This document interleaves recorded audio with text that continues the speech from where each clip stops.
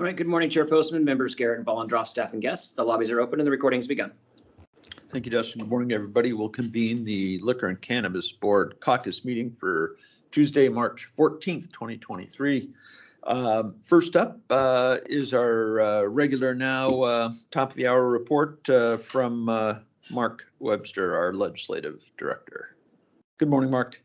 Good morning. Good morning, Chair Postman and board members Garrett and Vollendroff. It's been an important week in the House as our agency request bills begin to navigate that chamber. We had a hearing. The first bill of ours that was heard was the subpoena bill late last week. And we thought we were going to see it pass committee yesterday, but it got pulled for more discussion and some potential amendments. Representative Reeves wants to learn more about the steps leading up to issuing subpoenas and how to ensure that it's a tool that's used equitably, that it doesn't produce disproportionate impacts. You know, I think those are good goals and we have time. So we'll see what the representative has in mind for mandatory language and try to get her more information if she needs to, if she needs that. So more to come on that, but it didn't go out of exec yesterday. Our THC bill 5367 had a hearing in that same committee, the Regulated Substances and Gaming. As expected, it was a little bit chaotic, I think, with hemp in strong opposition. We've been trying to dispel some myths about the bill since day one or even before session began. But I think it's becoming pretty clear that that may not be enough. It's not enough to tell people that we don't intend to open the door to synthetics if they strongly believe that that's what the bill does. So we're trying to get some clarifying amendments that can win the support, certainly of the cannabis industry. And to be fair, I think most of the industry testified in support yesterday. But I think there are aspects of it that are very, very difficult. A non-zero THC threshold, I think, would help concerns from the testing labs, and they testified, or some of them testified yesterday, and from the industry that an easy way to find zero THC is just to purchase really, really awful, insensitive testing equipment. If you can't find it, then it's going to show up as zero. But whatever close to zero threshold comes with its own set of problems. So this is a case, again, where the time we have is a good thing. And what I've been trying to say is that if the 502 industry and the labs can come up with something workable, we're going to be fine. But if they're going to fight each other on this or other, small aspects of the bill, then it's going to have a tougher time. The social equity bill has its hearing in that same committee this afternoon with board member Garrett speaking on behalf of the LCB. I've said it before, but I think this bill is in a really good place. I think we've addressed many of the concerns of local government, though I think the cities and counties will be at the hearing as other, maybe wanting additional little clarifying amendments to the amendments that came out of the Senate. I don't think they're in opposition the way they were, especially the counties, because, King County and then the Association of Counties kind of came out pretty strongly in those initial hearings in the Senate. And I think we've made real progress with them. I also tend to worry about further amendments because they carry some kind of risk. The bill came out of the Senate with GOP votes and with much of the 502 industry at least tolerating it. So I don't think the Senate would imperil the bill by asking the House to recede, but I just don't really want to take a lot of chances. When they have to negotiate whatever amendments the House puts on it, it's just that's another point that something could come apart. That said, if there's really technical things, if there's small things that the House can clean up, we'll take a look at that, and that should be okay. The Gov's office is working on a compromise on the alcohol delivery bill, Senate Bill 5448. We've been in contact with Sherry in the Gov's office to ensure that whatever comes out is workable for the LCB and that Kathy and the rules team can implement quickly if we need to. I think what they're going to look at is doing a study or directing the LCB to look at a more comprehensive view of alcohol delivery. So going beyond just the narrow confines of this bill and in some of the restaurants, but what are our policies kind of writ large over alcohol delivery? So we're going to need some time to do that and resources, but I think that's probably good work to do. That can really, I think, inform the legislature. The tobacco and vape bill that we've talked so much about this session has a hearing this Thursday in the House. Again, as you know, our big concerns have been addressed by amendments on the Senate side, but we'll continue to monitor that as it's generated so many questions of our education and enforcement folks. And thanks again, Board Member Vollendroff, for jumping in the middle of that and helping to bring some clarity for many of the advocates on the public health side. The limited law enforcement training bill, House Bill 1132, easily passed the House, hasn't yet been scheduled for a hearing in the Senate. And, I think this may be due to some of the big contentious bills that the Law and Justice Committee is dealing with.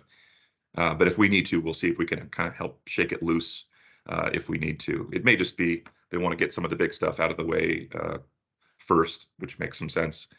So again, I think time is on our side for that, but we want to make sure that one does get a hearing and does pass. With that, I'll open it up for questions. Questions or comments from the board? Just a quick thank you for your update. Super helpful as usual, Mark. Just, offering again, if there's anything you need from us as board, let me know, let us know. Yeah. Happy to jump in where we're needed. Thank you. Just muted yourself there, Jim. somehow. Oops. Anyway, I was just thanking for the update, and again, let us know if you need anything. Hey, Mark, on THC, you and I've talked to some of my concerns around there. It does sound like it's going okay. And you were talking about getting the labs. We need to get the labs and the 502 people to not fight each other as we get into this point. And I've lost track of what the current version looks like. Are we still at the hard zero, or okay, so we do need some work on that bill. Right. It's still at zero. The labs, of course, are opposed to that. We've been looking at alternatives, including some standards that are used, either by the FDA, by Canada. That's a parts per million threshold. Yeah. Right. Very low, approaching zero. No matter where you put it, I think that the labs are saying whatever threshold is, it can be easy to achieve in a certain kind of product and maybe harder to achieve in another. Right. Maybe it's very easy on flour, but harder in an infused beverage, as an example, or in an edible where the matrix is a different material.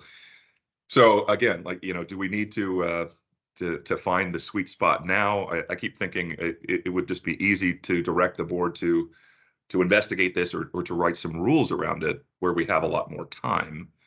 But to say we'll keep something like the board will find a way to set a limit that can be measured or something.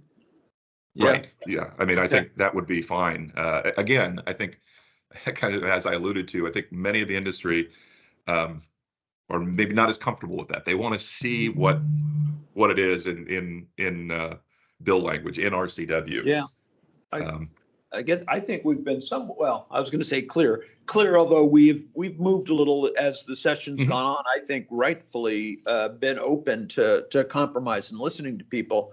And, our goal is to get as much of this into the regulated market as possible. But we're really, hurting ourselves if we come up with a standard that's unmeasurable, then ergo unenforceable. Correct. It just sort of starts us back into that pit. So that's, I hope folks in the industry in particular can hear us, which is, we're not fighting that issue. We just need to get to a place where, we've gone from 2.5 to 0, and all we're trying to do now is go, okay, what's really measurable there? And I do, I listen to the lab operators as well as the independent researchers who we've heard from too, who have raised some of these more scientific concerns, and they know so much more than I. They're persuasive. I will say that. Yeah, I think they have a good story to tell. But I think that the message that I put out to the industry, bring us some proposals. Right. We've kind of been putting things out, and people, I don't know about this section or that thing. Let's see what you've got. Let's bring any kind of workable proposal that's aligned with the policy goals of the bill, that's aligned with the where the Senate put it. We're probably going to be supportive. But just bring us something. We might have to play a convening role though, because we're the one. What I fear is too easy for different parties to just walk away and say, well, we won't have a bill this session. Right. So if we need to, let's not be shy about saying, all right, let's all get together and figure this out. Yeah. Yeah. And Mark, I just want to say thank you. You've been very, very timely, attentive, getting back to me on all of my concerns. One of the things that I'm focused on is being proactive instead of Yeah. reactive, and everything that I brought to your attention to look into, you've gotten back to me timely with the correct answers to be So, able thank you. to articulate the concerns. So thank you. Thank you. And I think that's just, that says a lot about the whole team, because obviously I'm not getting a lot of these answers myself. I'm still too new. I don't know what's going on, but the whole team is really helping turn those around really quickly.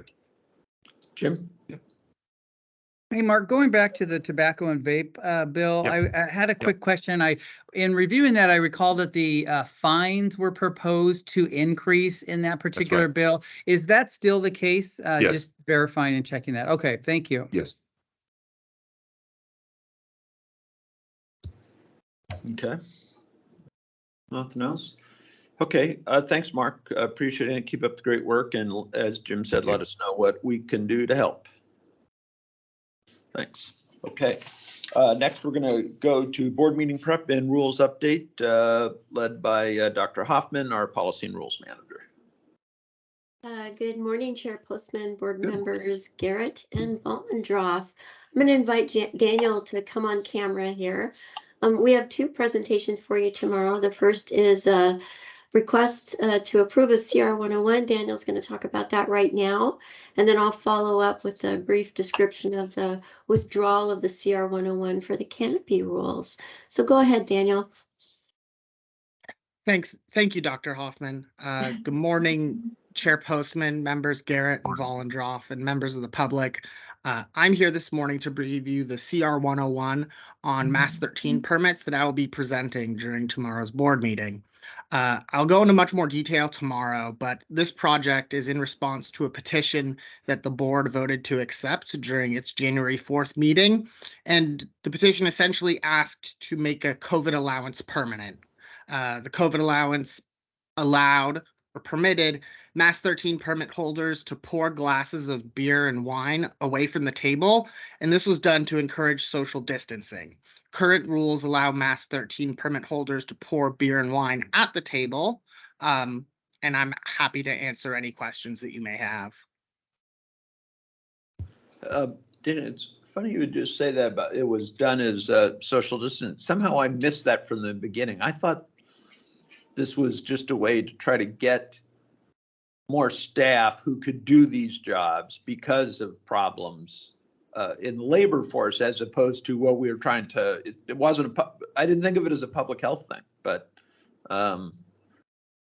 Yeah, so you go ahead.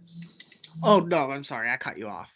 No, I was just, I mean, and if it is, then that it just, then the question is, well, is that still necessary as a public health thing? Or is it a labor market issue? So my understanding, and it could have been twofold, because you are correct that during the pandemic, as we all remember, it was not only about the social distancing, it was also about folks not being able to participate in the workforce because for various reasons they had to be home watching their kids or just everything else that kind of blew up. But in terms of, because the allowance, at this specific allowance was focused on letting Mass 13 permit holders pour beer and wine at locations other than the table. From the records that I could find, that part of the allowance where they could pour it at a counter or just somewhere else that isn't at the table, because current rules only let them pour at the table. And so my understanding of the flexibility in the location of the pouring was based on social distancing rather than an expanded workforce, just because where the person pours wouldn't necessarily impact who you could hire to do it. That's true. The same person who's standing at the table could be standing at a back bar or something like that doing it. And yeah, Exactly. yeah. Okay. Yeah, good point. All right. Although just to follow up super quickly, Mass 13 permit holders aren't really supposed to be at the bar, that's except right. for certain circumstances. But I'll get into much more detail on that tomorrow. Yeah. Okay. Great. Okay. Thanks. Good. We'll see you tomorrow on that. Thanks. Great, thanks very much, Daniel. And then just to follow up briefly, consistent with the conversation we had last week in caucus, I will be bringing a request to you tomorrow to withdraw the CR1 for cannabis plant canopy. So that's the rule project we have in progress right now, based on, again, on our discussion last week that we'd done extensive stakeholder work. Didn't look like there were any pathways forward for us at this point in terms of changing rules. Folks were happy with the rules the way they were written. I shouldn't say happy, but they could accept the rules the way they were written, but would just like a consistent application of those rules. So for that reason, we'll go ahead and request withdrawal of the CR 101 tomorrow, and then work on an interpretive statement that will be issued on or about April 7th. And again, I'll provide more detail tomorrow that sort of goes through sort of a synopsis of our discussion from last week, but I'll just leave it there for now. Any questions I can answer? Seeing none. Thank All you, right.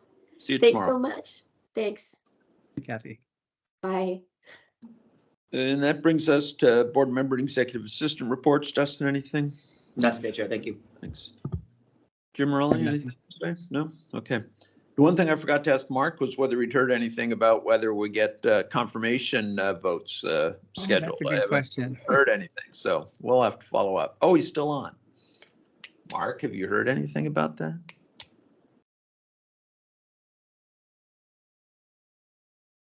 He's probably on the phone. Okay. We'll find out, and I'm sure he'll let us know if there was something happening. So that's it for today. We'll be here tomorrow at 10 for a board meeting. And until then, we'll adjourn the caucus meeting for Tuesday, March 14th, 2023. Everyone have a great day.